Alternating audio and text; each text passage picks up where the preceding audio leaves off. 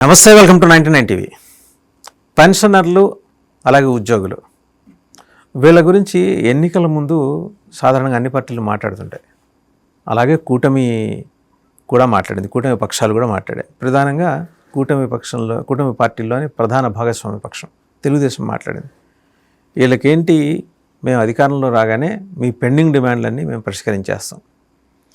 ఇక రకరకాల వాగ్దానాలు తీరా మోసి 2 ఏళ్ళు అయింది, ఇంతవరకు వాటిలో అమలు చేసిన దాఖలాలు లేవు. పీఆర్సీ కావచ్చు, ఐఆర్ ఇంటర్నల్ రిలీఫ్ కావచ్చు, పెన్షనర్స్ కార్పొరేషన్ ఏర్పాటు.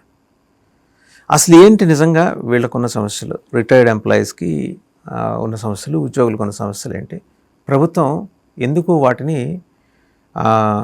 పరిష్కార దిశగా ఎందుకు వెళ్ళటం లేదు, ఆర్థికంగా ప్రభుత్వం మీద భారం పడుతుందనా, ఇతర కారణాలు ఏమైనా ఉన్నాయా, సంక్షేమ పథకాలకు మళ్లించడం ద్వారా వీళ్ళకి ఇవ్వలేకపోతున్నామని, ఈ అంశాలంటి మీద సమగ్ర విశ్లేషణ చేయడానికి మనతో ఉన్నారు గాలంకి సతీష్ కుమార్ గారు, secretary general, AP government retired employees and pensioners joint action committee secretary general. నమస్తే సతీష్ గారు. సార్ నమస్తే అండి. మీకు చాలా డిమాండ్లు ఉన్నాయి మీవి, ప్రత్యేకించి ఒక్కొక్క కన్సర్న్ చెప్పుకుంటూ వద్దాం. ఇంటర్నల్ రిలీఫ్ ఒకటి, పీఆర్సీ ఒకటి, తర్వాత మీరు పెన్షనర్స్ కార్పొరేషన్ అనేది కూడా, అది మరి ఆ రోజు వాళ్ళు మేనిఫెస్టోలో పెట్టారో లేకపోతే మీరు అడిగారో తెలియదు, మొత్తానికి అదొకటి కూడా తెర మీద ఉంది. 1 by 1 ఉన్న ప్రస్తుత స్థితిని, ఇప్పుడున్న స్టేటస్ ఏంటి, వాటిని పరిష్కరించడానికి ఇప్పటివరకు ప్రభుత్వం చేస్తూ వస్తున్న ప్రయత్నాలు ఏంటి చెప్తారా? ముఖ్యంగా మనం చూసుకుంటే ఈ ప్రభుత్వ ఉద్యోగులు కానీ పెన్షన్దారులు వీళ్ళందరికీ కూడా ప్రభుత్వ పరంగా రావాల్సినటువంటి అనేక కూటమి ప్రభుత్వం వచ్చే ముందు ఏంటంటే అనేక హామీలు అయితే గుప్పించిందండి. ముఖ్యంగా కూటమి ప్రభుత్వం వచ్చి దాదాపు 2.5 సంవత్సరాల కాలం గడుస్తున్నా కానీ వాళ్ళు మేనిఫెస్టోలో ఏం చెప్పారంటే, జనరల్గా ఏమైందంటే, మేము రాగానే మీకు మెరుగైన పే రివిజన్ కమిషన్ ఏర్పాటు చేస్తామని, ఇంటీరియం రిలీఫ్ కూడా వెంటనే ఏర్పాటు చేస్తామని 6 సూపర్ పథకాల్లాగా 6 పాయింట్స్తో కొద్దిగా మన హామీ అయితే ఇచ్చిందండి. దాన్ని చూసే కూటమి ప్రభుత్వం అంతా మనం ఎన్నిక చేసుకున్న తర్వాత ప్రభుత్వం పరంగా చేయాల్సినటువంటి ఇది మాత్రం అయితే సాధ్యమంత వరకు చాలా అంత లేదు, ప్రోగ్రెస్ లేదు. దాదాపుగా వాళ్ళు మంత్రివర్గ ఉపసంఘం కూడా వేసినట్టున్నారు. మంత్రివర్గం సంఘం వేశారండి, బాగానే ఉంది. కానీ అంటే వాళ్ళు ఏంటంటే చర్చలు జరుగుతున్నాయి, కానీ అంటే సరైనటువంటి ఫలితాలు మేము ఇప్పటి వరకు కూడా రాలేదనుకుంటున్నాం. ముఖ్యంగా అంటే ఎంతోమంది ఉద్యోగులు కానీ, ఉపాధ్యాయులు, కార్మికులు, పెన్షన్దారులు ఎదురు చూస్తున్నటువంటి పే రివిజన్ని ఇప్పుడు దాకా ఏర్పాటు చేయలేదండి. ఆ దిశగా చర్యలు తీసుకోలేదు. అదిగో చేస్తాం చూద్దాం అన్నారు తప్ప ఇప్పుడు దాకా లేదు. ముందు ఉద్యోగస్తులు ఎంతో కాలంగా చూసినటువంటి ఇంటీరియం రిలీఫ్ అనేటువంటిది 2023 జూలై నుండి రావాలండి. 3 సంవత్సరాలు గడిచిందండి. ఇప్పటికి కూడా ప్రభుత్వం ఆ దిశగా చర్యలు ఏమీ తీసుకోలేదు. కానీ ఒక విధంగా మరి ఇది కాలయాపన చేయడానికా లేకపోతే మరొకటి ఏంటా అన్నది తెలియడం లేదు. ప్రభుత్వం మాత్రం వీటన్నిటి మీద మరి దృష్టిని పెద్దలు కేంద్రీకరించి ప్రభుత్వం ఎప్పటి నుంచి రావాలి ఇంటీరియం రిలీఫ్ అంటే కమిటీ, మన పే రివిజన్ కమిషన్ ఎప్పుడైతే ఎస్టాబ్లిష్మెంట్ ఏర్పాటు చేసిన దగ్గర నుండి ఉద్యోగస్తులందరికీ కూడా ఆ 30% రావాలని మనం కోరుకుంటున్నామండి. పీఆర్సీ లెక్కలు ఫైనలైజ్ అయ్యే లోపల 30% అయ్యారు. తాత్కాలిక ఉపశమనంగా. ఎందుకంటే మార్కెట్లో చూస్తే ఇప్పుడు ఇంధన ధరలు కానీ, పెట్రోలియం ధరలు కానీ, రవాణా ఖర్చులు, పిల్లలు విద్యా ఖర్చు కానివ్వండి, మరి ట్యూషన్ ఖర్చులు, ఇవన్నీ విపరీతంగా పెరిగిపోతున్నాయి. ద్రవ్యోల్బణానికి అనుగుణంగా మరి నిజ వేతనాలు పెరగడం లేదు. అందుకనే మేము గత సంవత్సరం మనం చూసుకుంటే ప్రభుత్వం ఏం చేసిందంటే రివర్స్ పీఆర్సీ పేరు మీద కాలయాపన చేసి అది ఏ విధమైనటువంటి ఫలితం ఇవ్వలేదు. కానీ అంటే కూటమి ప్రభుత్వం వచ్చిన తర్వాత ఈ ప్రభుత్వం ఉద్యోగస్తులందరికీ ఫ్రెండ్లీ గవర్నమెంట్ అని, మనకి ఏదైనా మేలు చేస్తున్నటువంటిది ఆశతో చాలామంది ఉద్యోగ పెన్షన్దారులు ఎదురు ఉన్నారండి. అది మరి సఫలం అవ్వాలని కోరుకుంటున్నాము.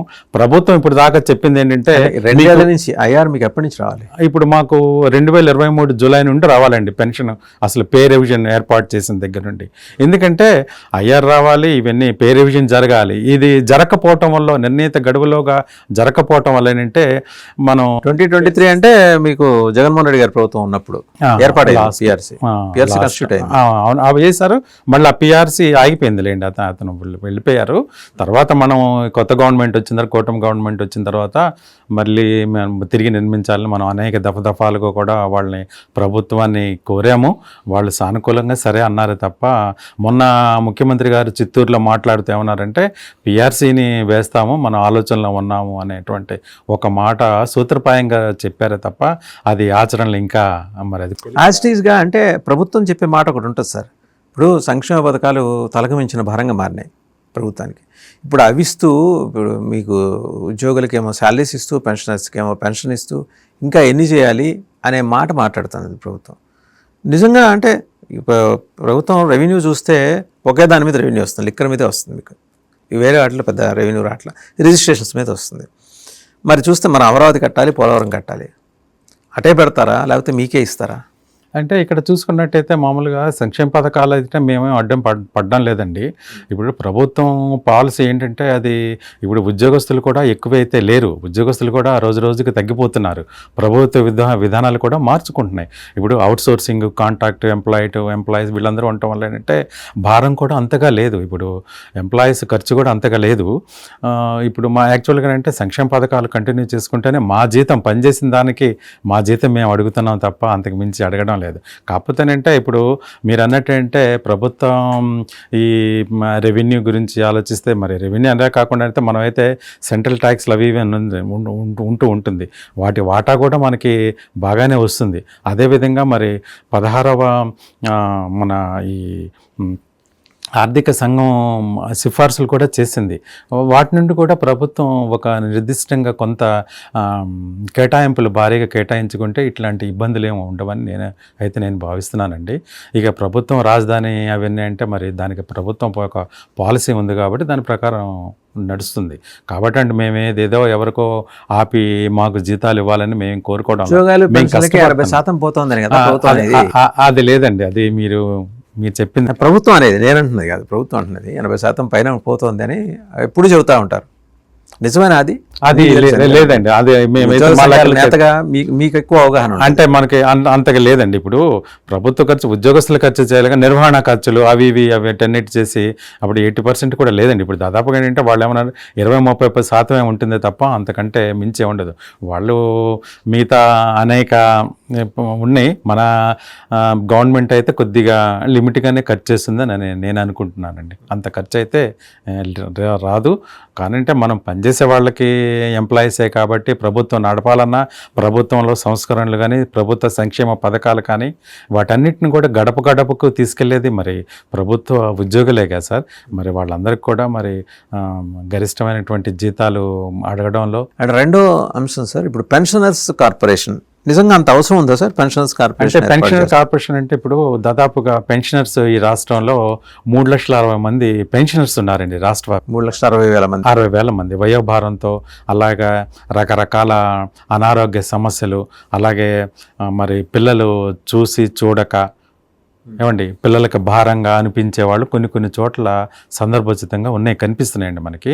అలాగే కొంతమంది పిల్లలు మరి ఇతర ప్రదేశాల్లో ఉండటం వల్ల వీళ్ళందరూ కొద్దిగా మరి వయోభారంతో బాధపడుతున్నారు. వీళ్ళందరినీ మరి స్ట్రీమ్లైన్ చేసి వాళ్ళందరికీ కూడా ముఖ్యంగా ఆరోగ్య సమస్యలు ఎక్కువగా ఎదుర్కొంటున్నారు సార్. ఆ ఆరోగ్య సమస్యల్ని పరిష్కరించడానికి ముఖ్యంగా అంటే వాళ్ళ బిల్లులు వాటన్నిటి, మెడికల్ బిల్లు అవన్నింటి కూడా టైం టు టైం పే చేయడానికి ఆల్రెడీ కొంత సిస్టమ్ ఉంది. ఆ సిస్టమ్ కన్నా ఇంకా మెరుగైన పద్ధతి ద్వారా మనం, అంటే ఇది వాళ్ళు చెప్పిన కూటమి మేనిఫెస్టోలో పెట్టిందా లేకపోతే మీరు అడుగుతున్నారు? లేదండి, కూటమి ప్రభుత్వంలోనే, మన ప్రభుత్వంలోనే, తెలుగుదేశం ప్రభుత్వంలోనే మేనిఫెస్టోలో ఈ 6.5 సూపర్ 6లో ఇది కూడా ఒక పాయింట్ అండి. కూటమి మేనిఫెస్టో కదా, ఇక్కడ బీజేపీ అందులో లేదు. బీజేపీ ఓన్లీ తెలుగుదేశం జనసేన కలిపి మేనిఫెస్టో అది. అవునండి, దానిలో మేనిఫెస్టోలో పెట్టారండి. మా కూటమి కాదు, ఈ ప్రభుత్వం, టీడీపీ ప్రభుత్వంలోనే ఇది పాయింట్ పెట్టారండి. మేము అడిగేది ఏంటంటే వాళ్ళందరికీ కూడా న్యాయం చేసి ఏంటంటే మేము ఆ పెన్షన్ కార్పొరేషన్ ద్వారా ఎక్కువగా మాకు ఏ విధంగా మేలు జరుగుతుందంటే మేము కొద్దిగా అమౌంట్ పే చేస్తామండి మంత్లీ మాకు వచ్చే పెన్షన్లో ఏదో కొద్దిగా ఒక పాయింట్ లోపు మేము ఆ పాయింట్ లోపు ఏదైనా కంట్రిబ్యూషన్ చేస్తే మిగతాది గవర్నమెంట్ ఏదైనా ఇస్తే మార్జినల్ మళ్ళీగా దాని ద్వారా మనం పెన్షన్ కార్పొరేషన్లో మనకు కావాల్సినటువంటి ఈ మెడికల్ బిల్స్ ఇప్పుడు దాదాపు బయట పెద్ద పెద్ద హాస్పిటల్లో మెడికల్ బిల్లు క్రానిక్ డిసీజ్కి వెళ్ళాలంటే దాదాపు 5 లక్షలు దాటే ఉన్నాయండి. కానీ అవన్నీ క్లెయిమ్ చేస్తే గవర్నమెంట్లో అంత అమౌంట్ రావడం లేదండి. ఈ కార్పొరేషన్ ద్వారా వీళ్ళందరికీ కూడా పెన్షనర్స్ అయితే ఈ 3,60,000 మందికి ఒక మెరుగైనటువంటి సదుపాయంగా కానివ్వండి వాళ్ళ హెల్త్ బెనిఫిట్స్ తీసుకోవడానికి దగ్గర దారి ఉంటుందని మేము భావించామండి. ప్రభుత్వం కూడా ఏమన్నది మీరు మాట్లాడి ఉంటారు కదా ఉద్యోగ సంఘాల నాయకులుగా మీరు ప్రభుత్వం ఏం చెప్తుంది దీని మీద? అంటే ప్రభుత్వం ఇప్పటి వరకు అది ఫైనాన్స్ డిపార్ట్మెంట్లోనే ఉందని తెలిసిందే తప్ప మరి పెన్షన్ కార్పొరేషన్ దిశగా మరి ప్రభుత్వం అది ప్రభుత్వమే మరి దాని మీద సరైనటువంటి నిర్ణయం తీసుకొని దానికి తగిన చర్యలు తీసుకుంటే మాత్రం ఈ పెన్షనర్స్ ఎక్కువ మంది సంతోషపడతారండి. మీరు ఈ మధ్యకాలంలో జేఏసీ సమావేశం దాంట్లో దగ్గర మీరు ఒక 10 తీర్మానాలు చేశారండి. ఒక్కొక్క దాని గురించి జస్ట్ వీళ్ళ పిఆర్సీ కమిషన్ వెంటనే నియమించాలి, ఏఆర్ ప్రకటించాలి, ఇందాక మాట్లాడుకున్నాం. అవునండి. దాని మీద ఏంటి మంత్రివర్గ ఉపసంఘం ఏం చెబుతుంది? నానుస్తుందా ఇంకా? అంటే మంత్రివర్గ ఉపసంఘం ఏంటంటే ఇప్పుడు వాళ్ళు ఏమన్నారంటే ఇంతకుముందు అంటే మీ దగ్గర ఉన్నటువంటి ఫైనాన్స్ డిమాండ్స్ ఏమున్నాయి, నాన్ ఫైనాన్స్ డిమాండ్ ఏమున్నాయని అడిగారండి. వాటన్నిటి కూడా చెప్పారు. ఈ డబ్బులు ఖర్చులు కాకుండా ఉన్నటువంటి కొన్ని సమస్యలు చెప్పారు.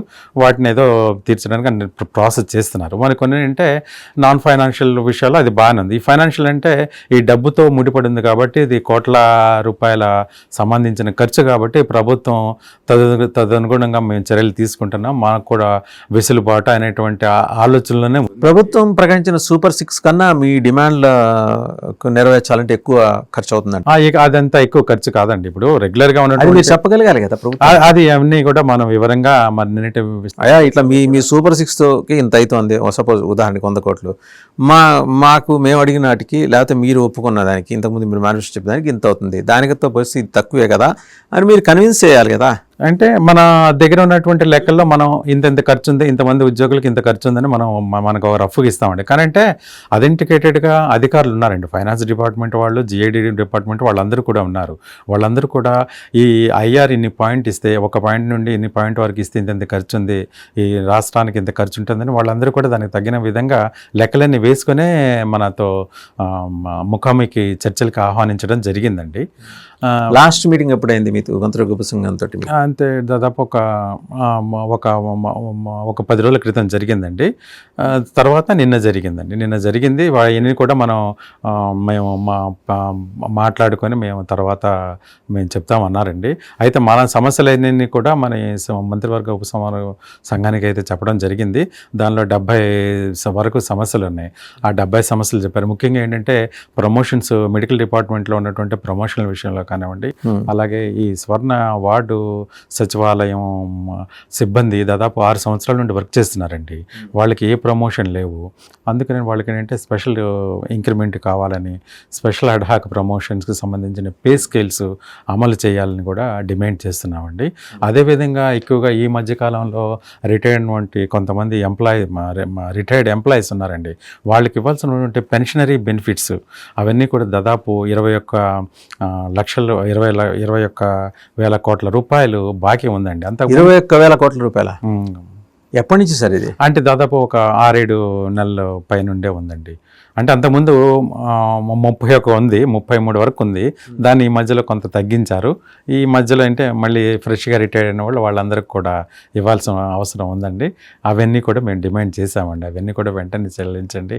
ఎందుకంటే రిటైర్డ్ అయినటువంటి ఎంప్లాయీస్ వాళ్ళ పిల్లలు తర్వాత వాళ్ళ పిల్లలు వివాహాలు కానివ్వండి, ఏవో ఖర్చులు అంటూ ఉంటాయి కదండి, వాళ్ళకు కూడా ఏమనుకునే ఉంటాయి కదా. రాష్ట్ర వ్యాప్తంగా ఏపీ రాష్ట్ర వ్యాప్తంగా పెన్షనర్స్కి చెల్లించాల్సిన మొత్తం ఇంకా మిగిలింది 21,000 కోట్ల రూపాయలు. 21,000 కోట్లు. మరి ఎప్పుడైనా దీని మీద ప్రభుత్వం మాట్లాడిందా? అంటే ప్రభుత్వం గత దఫాలకు కూడా చెప్పాము ప్రభుత్వానికి, అవన్నీ కూడా తగ్గించుకుంటూ ఉంటే ఇప్పుడు ఈ స్థితికి వచ్చిందండి. ఇది కూడా మరి వెంటనే చర్యలు తీసుకుంటుందని మేము భావిస్తున్నామండి. అది నిన్న గట్టిగా కూడా చెప్పడం జరిగింది. ఎవరితో నిన్న జరిగిన మీటింగ్? నిన్న జరిగినటువంటి మన ఫైనాన్స్ మినిస్టర్, అంటే మొత్తం ఫైనాన్స్ మినిస్టర్, దీనిలో కమిటీ ఉందండి. ఫైనాన్స్ మినిస్టర్ గారు ఉన్నారు, అలాగే రెవెన్యూ మినిస్టర్ గారు ఉన్నారు, సివిల్ సప్లైస్ మినిస్టర్ గారు ఉన్నారండి, మెడికల్ డిపార్ట్మెంట్ మినిస్టర్ గారు ఉన్నారండి. ఈ కమిటీ వాళ్ళతో మనం ఇప్పుడు ఎన్ని పెండింగ్ డిఏలు ఉన్నాయి ఇప్పటి వరకు? వాటిలో కనీసం 2 డిఏలు మంజూరు చేయాలని అడుగుతున్నాయి. ఎన్ని ఉన్నాయి?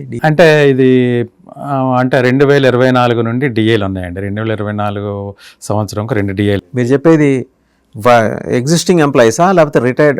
అందరికి కలిపానండి, అందరికి. నాకు తెలిసి పెన్షనర్స్ ఎవరికి డిఎల్ పడుతుంది అంటే పెన్షన్స్ 2018 నుండి అండి కొంత ఇబ్బంది జరిగిందండి. 2018 తర్వాత అంటే కొంతమంది పెన్షన్ తీసుకున్న వాళ్ళు బ్యాంక్ ఖాతాలు మార్చడం కానివ్వండి, అలాగే అంటే వాళ్ళు చనిపోయిన తర్వాత ఫ్యామిలీ పెన్షన్ తీసుకునే వాళ్ళు కొంతమంది ఉన్నారు. వాళ్ళకి ఏంటంటే ఈ బ్యాంకు ఖాతాలు సరిగ్గా ఇన్ఫర్మేషన్ లేక కొంత ఆగిందండి. కొంత ఇవ్వాల్సిన అమౌంట్ అయితే ప్రభుత్వం ఇంకా వాళ్ళకి పే చేయలేదండి.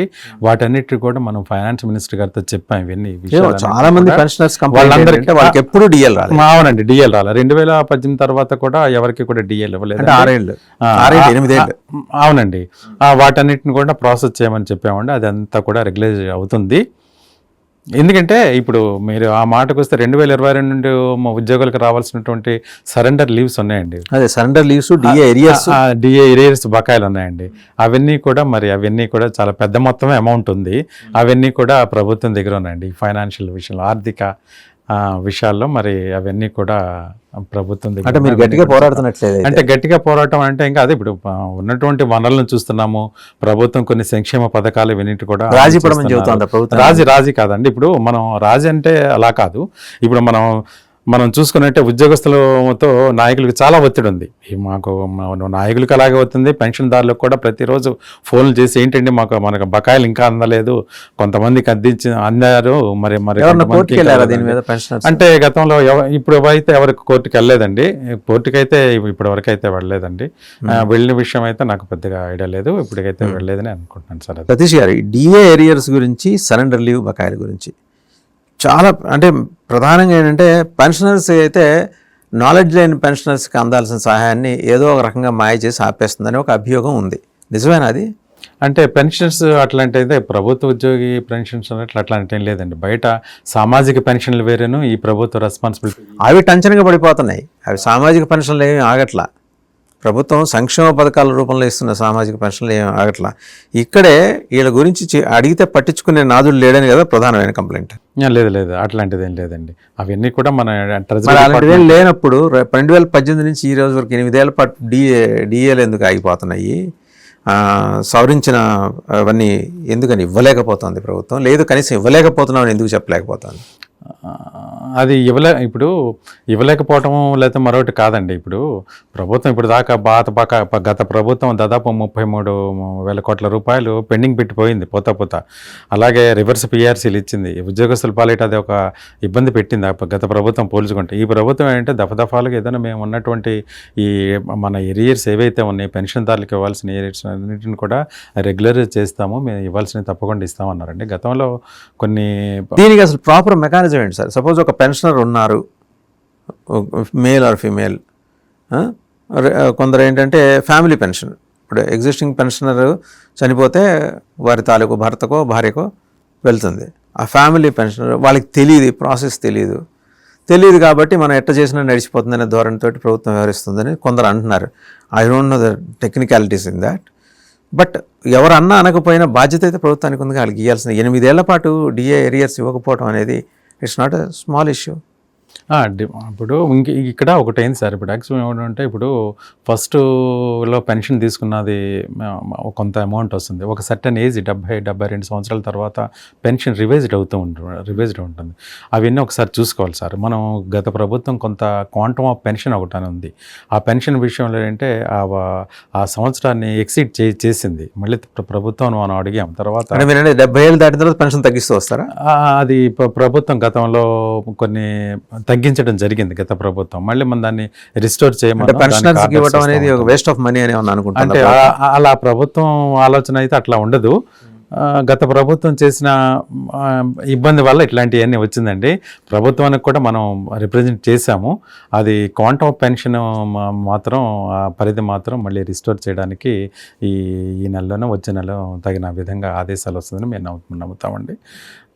ప్రభుత్వం కూడా అది తప్పనిసరిగా అవి ఆలోచనలో ఉందండి. అది క్వాంటమ్ ఆఫ్ పెన్షన్ మాత్రం తప్పకుండా చేస్తామని ప్రామిస్ కూడా చేశారు. అలాగే మీరు ఇంతకుముందు అన్నారు ఏది ప్రభుత్వ ఉద్యోగులు నిర్లిప్తగా ఉన్నారని. అలా అయినా కాదు, గతంలో మీరు చూసారేమో 2022 సంవత్సరంలో ఫిబ్రవరి 3వ తారీఖున పెన్షన్ సాధన సమితి పేరు మీద విజయవాడ BRTC రోడ్లో దాదాపు 5 లక్షల మంది హోరెత్తించి మరి ఉద్యోగుల బలాన్ని నిరూపించడం జరిగింది. అదేం కాదండి, ఇప్పుడైనా ఉద్యోగస్తుల మీద కానీ పెన్షన్దారుల మీద కూడా చాలా ఒత్తిడి అయితే ఉంది. ఆ ఒత్తిడి గురించే మొన్న ఈ మధ్య జూలై ఫస్ట్ వీక్ అంతా కూడా శాసనసభ్యులకు కానివ్వండి, మరి ప్రభుత్వ పెద్దలో ఉన్నటువంటి వారందరికి కూడా మరి వివిధ సంఘాలు జిల్లాలో ఉండి తాలూకాలో ఉన్న నాయకులందరూ వెళ్ళి కలిసి మాకు రావాల్సినటువంటి ఈ PRCలు ఈ బకాయిల గురించి కూడా చర్చించడం జరిగిందండి. వాళ్ళ ద్వారా మరి ప్రభుత్వంతో ఒత్తిడి చేసే ఆ కార్యక్రమం. మీ తరఫున మాట్లాడారు ఎవరున్నారు శాసనమండలిలో కానీ శాసనసభలో కానీ? అంటే ఇప్పుడు యాక్చువల్ సహజంగా అనేటైతే మరి ఇప్పుడు ఉద్యోగుల వైపు నుంచి MLCలు వెళ్తుంటారు, ఇది గ్రాడ్యుయేట్స్ టీచర్స్, వాళ్ళు ఏమైనా మాట్లాడుతున్నారా? అంటే ఇప్పుడు మరి శాసనసభలో అయితే శాసన మండలిలో అయితే సహజంగా మరి టీచర్స్ MLCలు ఉన్నారండి. వాళ్ళకి వచ్చిన సమయంలో అడపదడప మాట్లాడతారు, కానీ వాళ్ళకి సమయం అనేది మరి కుదిరినప్పుడు తప్ప. ఇంకా 2-3 ప్రధానమైన డిమాండ్లు ఉన్నాయండి. ఇన్ సర్వీస్ టీచర్లకు టెట్ మినహాయింపు ఇచ్చేలాగా చట్ట సవరణ చేయాలి, దీని మీద కేంద్రం మీద ఒత్తిడి తేవాలని చెప్పేసి రాష్ట్ర ముఖ్యమంత్రి ఎప్పటి నుంచి అడుగుతున్నారు. దాని మీద రాష్ట్ర ప్రభుత్వం ఇనిషియేట్ చేసిందా? అంటే ఇప్పుడు ఇనిషియేట్ చేయమని మనం ప్రభుత్వాన్ని కోరుతున్నామండి. మన మా డిమాండ్లో కూడా ఇది కూడా ఒక ప్రముఖమైన డిమాండ్. టెట్ ఏజ్ ఎక్కువైన మరి టీచర్స్ ఉన్నారు, ఉపాధ్యాయులు, వాళ్ళని ఇప్పుడు టెట్ ఎగ్జామ్కి మీరు హాజరు అవ్వాలి, అది ఎలిజిబిలిటీ టెస్ట్ అది ఉంటేనే మీరు సర్వీస్లో కానీ మిగతా అని కొన్ని అవరోధాలు సృష్టించడం మాత్రం అయితే బాగుండలేదండి. అదైతే మనం ఎట్టుందంటే, అంటే వెనకటికి ఒకటి, మీరు విజయవాడ ప్రాంత వాస్తవులే కాబట్టి తెలుస్తుంది, విశ్వనాథ సత్యనారాయణ గారు ఆయన PhD చేసింది ఎవరి సబ్జెక్ట్ మీద? ఆయన రాసిన నవల మీద ఆయన PhD చేశారు. అట్లుంది. వీళ్ళు 30 ఏళ్ళు ఉద్యోగం చేసిన తర్వాత మళ్ళీ వీళ్ళు క్వాలిఫై అవ్వండి అని చెప్పేసి టెస్ట్ పెట్టడం అనేది. సో కొంత అంటే ఇర్రేషనల్గా ఉన్న ఇలాంటి వాటి మీద మీరు కొంచెం గట్టిగా పోరాడాలి కదా. అదండి, అదే టీచర్స్ వాళ్ళందరూ కూడా దాని మీద గట్టిగానే పోరాడుతున్నారు. అది మినహాయింపు కావాలని కూడా అడుగుతున్నారు. ఇంకోటి ఏంటంటే, మరణించిన CPS ఉద్యోగుల కుటుంబాలకు ఫ్యామిలీ పెన్షన్తో పాటు ఉద్యోగి కాంట్రిబ్యూషన్ కూడా తిరిగి చెల్లించేలా GO 121కు అమెండ్మెంట్ తీసుకురావాలని మీరు అడుగుతున్నారు. గవర్నమెంట్ ఎలా రెస్పాండ్ అవుతుంది? అంటే దీనికి అమెండ్మెంట్ కొంతమంది ఇప్పుడు CPS ఉద్యోగులకి వాళ్ళ కుటుంబానికి ఆదరణ కావాలని అడుగుతున్నామండి. ఈ 121 జీవోకి కొన్ని సవరణలు చేస్తామని ప్రభుత్వం హామీ అయితే ఇచ్చిందండి. నిన్న హామీ కూడా ఇచ్చిందండి. అది ఆ విధంగా మరి ఏం చర్యలు తీసుకుంటారో చూడాలండి. అదొకటైతే ఉంది. ఇంకేతరత్ర ప్రధానంగా మీరు ఇది మనం ప్రధానంగా ఉన్నట్టు ఒకటేనండి, ఇప్పుడు పెన్షన్ కార్పొరేషన్ అనేటువంటిది ప్రభుత్వం వెంటనే చర్యలు తీసుకోవాలని కోరుకుంటున్నాము. అదేవిధంగా మరి తక్షణమే IR మంజూరు చేయాలని, పే రివిజన్ కమిషన్ చైర్మన్ని నియామకం చేయాలని మనం ఈ PRC చైర్మన్ లేరా ఇంతవరకు? అంటే మళ్ళీ కమిటీ కాన్స్టిట్యూట్ చేయాలి. ఎవరిని పెడుతుంటారు అంటే మన ఫైనాన్షియల్గా ఉన్నటువంటి ఆర్థిక శాఖలో ఉన్నటువంటి వాళ్ళ సంబంధం ఉన్న వాళ్ళే చైర్మన్గా నియామకం చేస్తారండి. వారే ఈ పే రివిజన్స్ ఇవన్నీ చేసి ఎక్కడెక్కడ ఏ మార్పులు చేర్పులు చేయాలి, HRAలు ఎలా ఇవ్వాలి, ఈ DAలో మెర్జింగ్ చేయాలి, పే స్కేల్స్ ఎలా ఉండాలి, పే ఫిక్సేషన్స్ ఏ విధంగా ఉండాలి, ఇవన్నీ కూడా వాళ్ళు క్షుణ్ణంగా అధ్యయనం చేస్తారండి. ఈ అధ్యయనంలో కూడా ప్రభుత్వం ఏంటంటే కాలాతీతంగా ఎక్కువగా ఇంకా 6 నెలలు పొడిగిస్తూ కాలయాపన చేస్తుందండి. మనం కూడా డబ్బులు లేకపోతే ఏం చేస్తుంది సార్ ప్రభుత్వం? ఇప్పుడు ఆల్మోస్ట్ ఎవ్రీ ఆల్టర్నేటివ్ డే అప్పుకు వెళ్తున్నారు. ఈ ప్రభుత్వం కదా, ఏ ప్రభుత్వంలో చేసింది అదే. ఒకళ్ళని మనం వేరే నిందించక్కర్లేదు. అవసరాలు అట్లున్నాయి. మరి పెరుగుతున్న అవసరాలు, అమరావతి అంటాం, పోలవరం అంటాం, సంక్షేమ పథకాలు అంటాం, సూపర్ 6 అంటాం. ఇప్పుడు అందులో మీది కూడా వచ్చి చేరింది అనుకోండి, ఆల్టర్నేటివ్ డే వెళ్ళే అప్పులతో పాటు ఇంకా అదనంగా చేయాల్సి ఉంటుంది. ఇప్పటికే FRBM లిమిట్ దాటామని కదా మన మీద అభియోగం. సో దీన్ని అవుట్ టు అడ్రస్ అంటే మీకు హామీ ఇచ్చేసుకుంటూ వెళ్ళిపోతున్నారు. మీరు అడుగుతున్నారు ఉద్యోగ సంఘాల నాయకులుగా, ఎక్కడో ఒక చోట ఒక బ్యాలెన్స్ అవ్వాలి కదా అంటాను. అంటే ఇప్పుడు మనం కష్టపడి పనిచేసే దానికి జీతం అడుగుని తప్ప ఇంకా అంతకంటే లేదండి. ఇప్పుడు ఈ వాళ్ళు బ్యాలెన్స్ ఏం చేస్తారు ఏంటన్నది అది ప్రభుత్వం వాళ్ళు ఇచ్చినటువంటి మేనిఫెస్టోలో కానీ ప్రభుత్వంలో ఏమున్నాయి. But you are confident pensioners దాన్ని ఏమంటారు కార్పొరేషన్ ఏర్పాటు చేస్తుందని నమ్మకం మీకు ఉంది? ఆ పెన్షన్ కార్పొరేషన్ ఏర్పాటు చేస్తే ఇప్పుడు రాష్ట్రంలో ఉన్నటువంటి 3,60,000 మంది benefit పెన్షనర్స్కి బెనిఫిట్ అవుతారని మేము ప్రగాఢంగా విశ్వసిస్తున్నామండి. ప్రభుత్వాన్ని కూడా దీని మీద దృష్టి పెట్టాలని మీ ద్వారా మరింతగా మేము కోరుకుంటున్నాం. థ్యాంక్ యూ సతీష్ కుమార్ గారు, thank you very much. So చూసాం కదా, స్థూలంగా ఏంటంటే ఉద్యోగులు, పెన్షనర్స్, వాళ్ళ సమస్యలు, వాళ్ళ డిమాండ్స్. అండ్ అదే సందర్భంలో ఈ ప్రభుత్వం అధికారంలోకి రాకముందు కూటమి పార్టీలు, బీజేపీ లేదనుకోండి, అందులో మేనిఫెస్టోకి బీజేపీకి సంబంధం లేదు, వాళ్ళు దాంతో ఆ మేనిఫెస్టో ప్లాట్ఫామ్ ఎక్కడానికి కూడా బీజేపీ ఆ రోజు ఆసక్తి చూపించాల. సో తెలుగుదేశం, జనసేన కలిసి సంయుక్తంగా ఇచ్చిన హామీ ఇది. పెన్షనర్స్ కార్పొరేషన్ కావచ్చు, తర్వాత ఏంటి ఐఆర్ పిఆర్సీ కాన్స్టిట్యూట్ చేయాలంటున్నారు సతీష్ గారు. ఇవన్నీ కాన్స్టిట్యూట్ చేస్తే ఒక మంచి అంశం ఏంటంటే సతీష్ గారు చెప్పింది, ఇంతకుముందు 33,000 కోట్ల రూపాయల బకాయిలు ఉన్నాయట, ఇది పెన్షనర్స్కి ఇవ్వాల్సింది. దాన్ని 21,000 కోట్ల రూపాయలు తగ్గించగలిగింది ఈ ప్రభుత్వం. అంటే ఈ గ్యాప్ ఎంతో కొంత పెన్షనర్స్కి బెనిఫిట్ అయ్యేలా చేసింది ఈ ప్రభుత్వం చెబుతున్నారు. మరి 21,000 కోట్ల రూపాయలకు కూడా చేయడానికి వచ్చిన ఇబ్బంది ఏంటి? ఇంకోటి ఏంటి చెప్తున్నారు, ఈ సంక్షేమ పథకాలకి పెడుతున్న ఖర్చుతో పోలిస్తే మాకిచ్చేది తక్కువే, అండ్ అలాగే 80% ప్రభుత్వ రెవెన్యూలో 80% ఉద్యోగుల జీతాలకి పెన్షన్స్కి పోతుంది అనే మాట కూడా వాస్తవం కాదు. లెక్కలు చాలా క్లియర్గా ఉన్నాయని కూడా చెప్తున్నారు. ఏదేమైనా బహుశా ఈ ప్రభుత్వం ఇంకా 3 ఏళ్ళ వ్యవధి ఉంది, ఇంకా పరిపాలనలో ఉంది కాబట్టి ప్రభుత్వం చివరి సంవత్సరంలో అయినా సరే పెన్షనర్స్ కార్పొరేషన్ ఏర్పాటు చేసే అవకాశాలు ఉన్నాయి. ఎందుకంటే వాళ్ళ ఓట్లు కావాలి కాబట్టి ఆ అవకాశాలు లేకపోలేదు. అండ్ నేను వీళ్ళు జెన్యూన్ డిమాండ్స్ ఏమన్నా ఉన్నాయో ఆర్థికపరమైన అంశాలన్నింటిని కూడా పరిగణలోకి తీసుకొని, రాష్ట్ర ఆర్థిక పరిస్థితిని కూడా పరిగణలోకి తీసుకొని మెల్లమెల్లగా వాళ్ళకి రావాల్సిన బకాయిలు క్లియర్ చేసే అవకాశం ఉందనే ఆశాభావాన్ని గానంకి సతీష్ కుమార్ గారు వ్యక్తం చేస్తున్నారు. Thank you very much. Thank you very much.